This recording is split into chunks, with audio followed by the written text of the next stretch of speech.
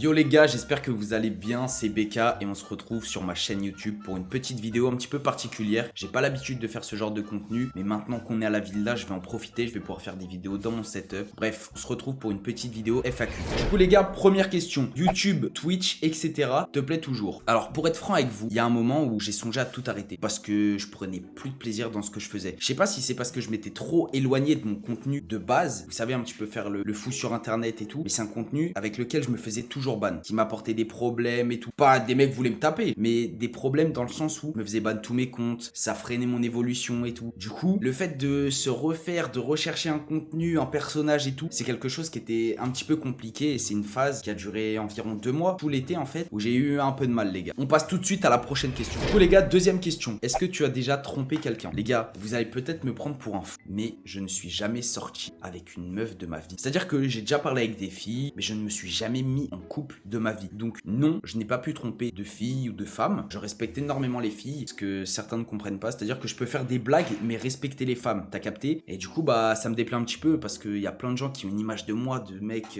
bizarre avec les meufs et tout, alors que je respecte énormément les femmes. Troisième question les gars, tu comptes refaire des vacances avec la team dans l'année? Oui, c'est prévu, mais il n'y aura pas que des vacances avec la team je pense. Parce que j'ai bien réfléchi, je suis un mec, je kiffe voyager, donc je pense faire un voyage en décembre, ensuite peut-être l'été prochain, mais je sais qu'on doit aller en Turquie pour JP parce qu'il doit refaire ses dents. Et après, peut-être Dubaï cet hiver. D'ailleurs, je vous ferai une story time de mon voyage à Dubaï ou pour les vacances avec la team. Oui, en Turquie, c'est prévu.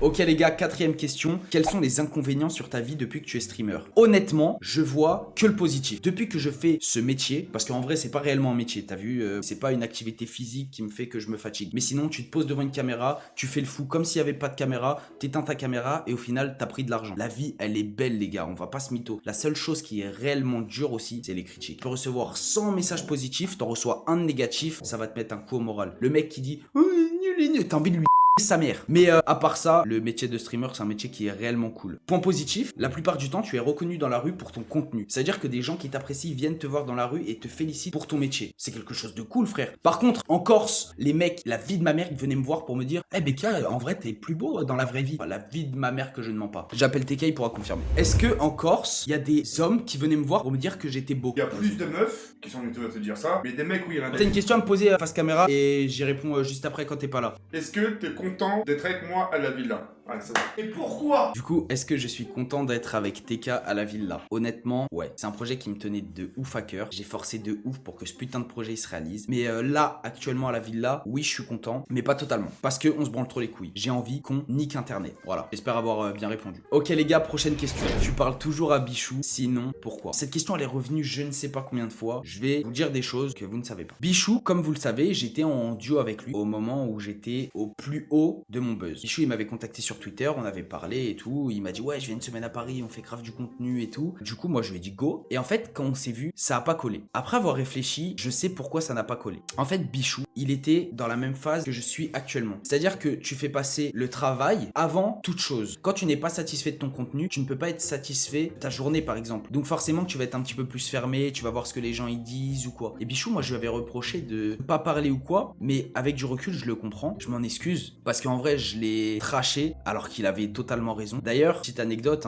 je lui ai envoyé un message hier pour le remercier de m'avoir inculqué cette assiduité dans le contenu. Maintenant, du coup, je le comprends parce que je suis dans la même situation que lui. Il disait que j'étais un branleur et en fait, il avait totalement raison parce que un live de 3 heures pour moi, ça me suffisait, tu vois. Alors qu'en vrai, non, faut charbonner. Voilà, donc Bichou, si tu vois ce message, bah frérot, merci beaucoup de m'avoir inculqué cette assiduité en termes de contenu dans ce travail-là que je ne connaissais pas quand je t'ai rencontré. Je te remercie vraiment énormément, frérot, parce que ça va me permettre d'évoluer dans l'avenir. Ça, je t'en remercie réellement.